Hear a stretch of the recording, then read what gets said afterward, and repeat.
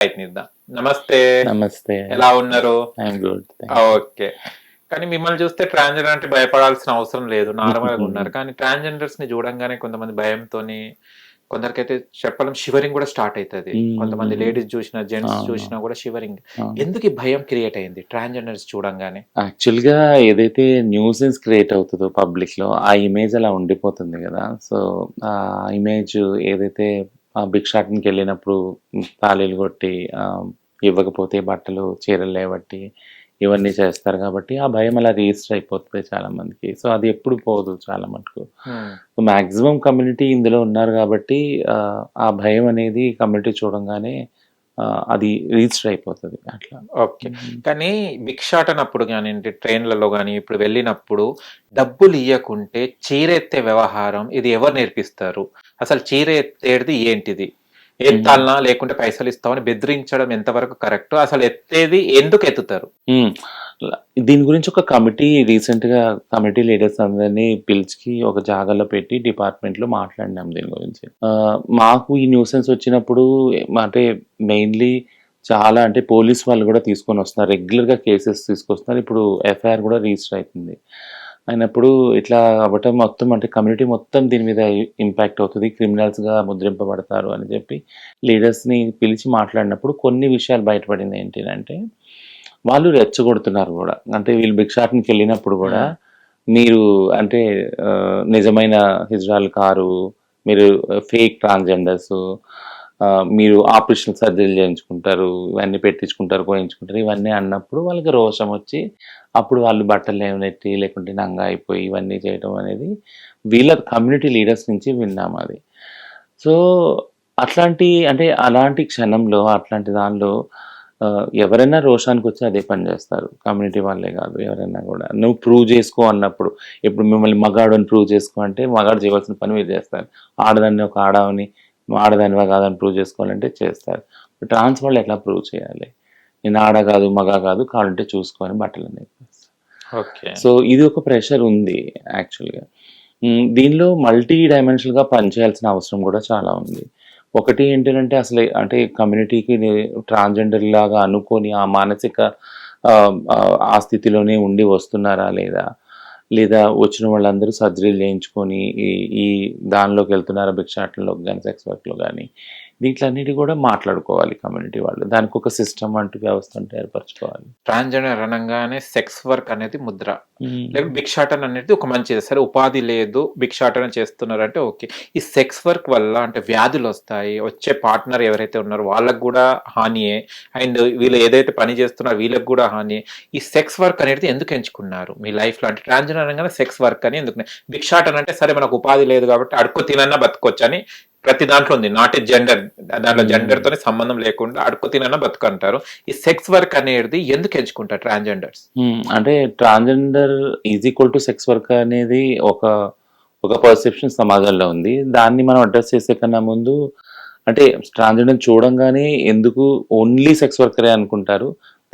దానికి మించిన ఒక మనిషి కూడా కదా!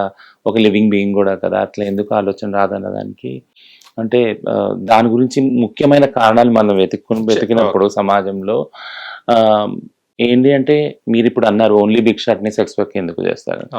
అన్నిట్లో కూడా అంటే కల్చర్ పరంగా, సంస్కృతి పరంగా, మతాల పరంగా ఎక్కడ కూడా మీరు ట్రాన్స్‌జెండర్ వ్యక్తులని ఈ పనులు చేయాలి వీళ్ళు అని ఎక్కడ చెప్పబడలేదు, రాయబడలేదు. మనం చదవలేదు కూడా దాని గురించి. పోనీ ఆడవాళ్ళు ఈ పని చేయాలన్నది ఉంది, ఖచ్చితంగా ఉంది. మగవాళ్ళు ఈ పని చేయాలన్నది. ఏవి చేయాలో ఏవి చేయకూడదు కూడా ఉంది. మతాల గ్రంథాల్లో కానీ కల్చర్లో కానీ ఆ ప్రాక్టీస్లో కూడా ఉంది. బట్ ట్రాన్స్‌జెండర్ వాళ్ళు ఏం చేయాలి ఏం చేయకూడదు అనేది చదవలేదు, వినలేదు, చేయలేదు ఎవరు కూడా. అంటే వాళ్ళని కంప్లీట్‌గా అన్నిట్లో నుంచి మతం కానీ కల్చర్ కానీ అన్నిట్లో నుంచి దూరం పెట్టినట్టే అది. ఉంటే మీరు ఆడగా ఉండండి, లేకుంటే మగగా ఉండండి. సో ఇట్లాంటి పరిస్థితుల్లో భిక్షాటన కానీ సెక్స్ వర్క్ కానీ ఇచ్చి తీసుకోలేదు మేము ఏది కూడా. బ్రతకటానికి ఆ వృత్తుల్ని ఎంచుకున్నాం యాక్చువల్గా. సో మరి మీరు మాకు ఉద్యోగం ఇవ్వలేదు, చదువుకోలేదు స్కూల్లో, మరి ఏం చేసి బతకాలి? అడుక్కొని బిచ్చం ఎత్తుకొని బతకాలి అన్నప్పుడు అదొక్కటే తరతరాలుగా ఫస్ట్ భిక్షాటన అనేది ఏదైతే ఉందో మనం ఇప్పుడు చూస్తున్న హిజ్రా వ్యవస్థ ఏదైతే ఉందో ఆ భిక్షాటన మీదే పిల్లలు పుట్టినప్పుడు, దావత్లు అయినప్పుడు, పెళ్ళిళ్ళు అయినప్పుడు ఆడి పాడి వాళ్ళని రంజించి వాళ్ళకి దీవెనలు ఇచ్చి అట్లా భిక్షాటన స్టార్ట్ అయింది. ఆ తర్వాత వీళ్ళు చూడడానికి అంటే ముఖ్యంగా ట్రాన్స్ మహిళలు ఆడవాళ్ళలాగే ఉన్నారు కాబట్టి, అందంగా ఉన్నారు కాబట్టి వాళ్ళ శరీరాలకి యాక్సెస్ అంటే సెక్స్ వర్క్ ద్వారా సమాజం సో ఈ 2 వృత్తులు మాత్రమే వాళ్ళకి పారంపరికంగా ఉన్నాయి మా కమ్యూనిటీ. బట్ మీరన్నట్టు చాలా రోగాలు వస్తాయి కదా, ఎందుకు వాటిని సెలెక్ట్ చేసుకోవడము, చాలా బాధ, భయము, అనారోగ్యం ఇదంతా ఉంది అంటే ట్రాన్స్జెండర్ వ్యక్తిగా పుట్టినప్పుడు ఫస్ట్ ఎప్పుడైతే మన తల్లిదండ్రులు కుటుంబంలో వెలివేస్తారో మీకు ఎక్కడ స్థానం లేదు, జాగా లేదన్నప్పుడు వాళ్ళు ఎక్కడ పోతారు యాక్చువల్లీ. అంటే ఎవరైనా అలాంటి కండిషన్లో పెట్టుకొని వాళ్ళని ఆలోచించుకుంటే తెలుస్తుంది అది. అంటే నాకు తల్లిదండ్రులు ప్రేమ దొరకనప్పుడు, అన్న తమ్ముళ్ళు నన్ను ఏమి అరుచుకున్నప్పుడు, అంటే అక్క చెల్లెళ్ళు ఏది దావతులు పిలవనప్పుడు, నా మంచి చెడు అడగనప్పుడు ఎవరు కూడా నేను పుట్టి నాకేమనిపిస్తుంది ఆ ఫ్యామిలీలో అసలు ఎందుకు ఉండాలి, ఈ ఫ్యామిలీలో నేను ఇలా ఎందుకు పుట్టాను అనేది ఒక లోపల ఇన్ఫీరియర్గా ఆ ఫీలింగ్స్ వచ్చేస్తే బాధ కూడా వస్తుంది, ఎవరికి చెప్పుకోలేని బాధ అది. మాకు కనిపించేది బయటకు వచ్చినాక హిజ్రా సముదాయం ఒకటే కాబట్టి వాళ్ళు బయటికి వెళ్ళగానే మేము ఉన్నాం రా అని వాళ్ళు ఒక నీడ్ ఇస్తారు, షెల్టర్ ఇస్తారు, ఫుడ్ ఇస్తారు. బట్ ఈ బాధ అయితే అట్లనే ఉండిపోద్ది. తల్లిదండ్రులు పంపించేసింది, ఇంట్లోంచి వెళ్ళగొట్టింది, చదువుకోలేని బాధ, భిక్షం ఎత్తుకోవాలని ఎవరు కూడా అంటే పుట్టంగానే అనుకోరు కదా, నేను భిక్షం ఎత్తుకుంటాను ఫలాంటి టైంలో అనుకోరు కదా, ఎందుకు పోయే వ్యక్తి ముందు వెళ్ళి చేజాటి అడగాల్సి వస్తుంది, ఇవన్నీ బాధ ఉంటుంది, అందరికీ ఉంటుంది యాక్చువల్గా.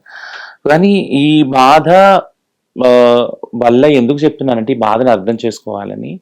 ఈ బాధ వల్ల ఏమవుద్దని ఒక ఎఫెక్ట్ ఏమవుద్దంటే నా లైఫ్ వర్తబుల్ కాదు, నా లైఫ్ ఎందుకు పనికిరాదు, ఎవరికి పనికిరాదు, నాకు కూడా పనికిరాదు అనుకున్నప్పుడు లైఫ్ యొక్క మీనింగు, వాల్యూ తగ్గిపోతుంది నా దృష్టిలో. జ్వరం వచ్చినా నేను ఏదో గోళీలు మింగి పడి ఉంటాను, ఏ రోగం వచ్చినా డాక్టర్ దగ్గరికి పోను, చూపించుకోను, అంతే కదా మరి, పోను నాకంటూ కొన్ని సేవింగ్ చేసుకోవాలి. నేను సేవింగ్ చేసుకున్నా, నేను ఏమన్నా పైసలు దాచుకున్నా కానీ నా అక్క తమ్ముళ్ళు చెల్లెళ్ళు లేకుంటే వాళ్ళ గురించి నేను ఆలోచిస్తాను. నా గురించి నేనుగా నాకు ఏం చేసుకోను, ఎందుకంటే నా లైఫ్ నాకే వర్తబుల్ కాదు. అట్లా అన్నప్పుడు ఎటువంటి రిస్క్ అయినా తీసుకోవడానికి మనిషి ముందుకు వస్తాడు. అట్లా ముందుకు వచ్చిన వ్యవస్థనే సెక్స్ వర్క్ యాక్చువల్గా. సో నాకు ఇంత అయిపోయింది, నా లైఫ్ అయిపోయింది, కథం అయిపోయింది, నా తల్లిదండ్రులే వద్దన్నప్పుడు ఇంకా నాకు ఎందుకు లైఫ్ అనేది ఎందుకు కదా, నాది ఎలాగూ కథమైంది. బట్ పోయే ముందు, చనిపోయే ముందు ఎట్లాగొట్లా ఉపయోగపడాలి, నా ఇంటోళ్ళకి ఉపయోగపడాలి, లేకపోతే నన్ను ప్రేమించే వ్యక్తి వస్తే వానికి ఉపయోగపడాలి. కాబట్టి నేను వెచ్చమెత్తుకుంటా, లేకుంటే ఒళ్ళని నమ్ముకొని వాళ్ళకి పైసలు ఇస్తాను. హిట్ టీవీ యాప్, ఇందులో short news, live news, entertainment shows, movies, digital magazines తో పాటు మీ జిల్లా వార్తలను కూడా ఫ్రీగా చూడొచ్చు. ఇంకెందుకు ఆలస్యం, వెంటనే హిట్ టీవీ యాప్ ని డౌన్లోడ్ చేసుకుని ఫ్రీగా ఎంటర్టైన్మెంట్ పొందండి. Hit TV app. Hit TV app. Please download hit TV app. Hit TV app ని ఫ్రీగా డౌన్లోడ్ చేసుకొని ఎంజాయ్ చేయండి. మీకు నచ్చిన ఎంటర్టైన్మెంట్ కోసం హిట్ టీవీ యాప్ ని ఫ్రీగా డౌన్లోడ్ చేసుకొని ఎంజాయ్ చేయండి. హిట్ టీవీ యాప్ ని డౌన్లోడ్ చేసుకుని ఆస్వాదించండి, ఆశీర్వదించండి. ఇంతమంది సెలబ్రిటీలు హిట్ టీవీ యాప్ ని డౌన్లోడ్ చేసుకోండి అని చెప్తున్నారంటే ఎంత మంచి యాప్ ఆలోచించండి.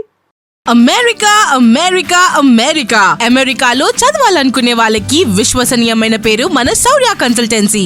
UK లో 1 year masters, 2 years work permit up to 5 years visa. Contact Saurya Consultancy.